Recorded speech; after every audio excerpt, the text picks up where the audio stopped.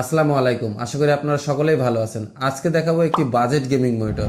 যারা স্বল্প বাজেটে গেমিং এর জন্য একটা ভালো মনিটর খুঁজছেন কিন্তু পাচ্ছেন না, তাদের জন্য গিগাবাইট G24F2 হতে পারে পারফেক্ট চয়েস। এবং গিগাবাইট G24F2 প্রোভাইড করছে 165 হার্টজের রিফ্রেশ রেট। তাহলে চলুন দেখা যাক গিগাবাইটের G24F2 মনিটরটি আমাদেরকে কি কি প্রোভাইড করছে স্বল্প বাজেট। প্রথমেই আসি মনিটরটির ডিজাইন এবং বিল্ড কোয়ালিটির দিকে।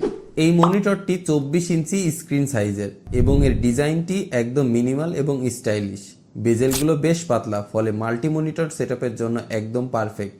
এর স্ট্যান্ড খুবই সিম্পল এবং আপনি চাইলে কিছুটা উপরে নিচে টিল্ট করতে পারবেন। পুরো বিল্ড কোয়ালিটিটি বেশ সলিড, দেখতেও যেমন ভালো, ব্যবহারেও তেমন টেকসই।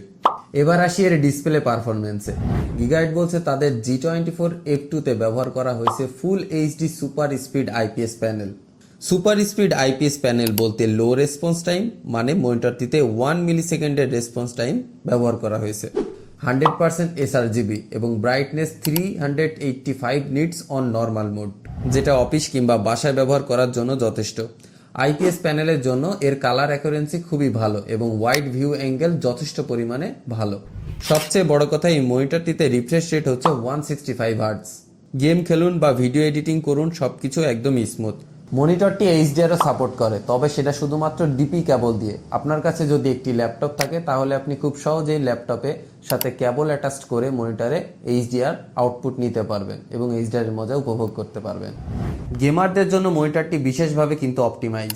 মনিটরটিতে আছে AMD FreeSync সাপোর্ট, ফলে স্ক্রিন টিয়ারিং হবে না। 165 হার্টজের রিফ্রেশ রেট এবং 1 মিলি সেকেন্ডের রেসপন্স টাইম, তাই নিশ্চিন্তে যে কোনো দ্রুত গতির গেম প্লে করার সময় কোনো ল্যাগ বা মোশন ব্লার দেখা যাবে না।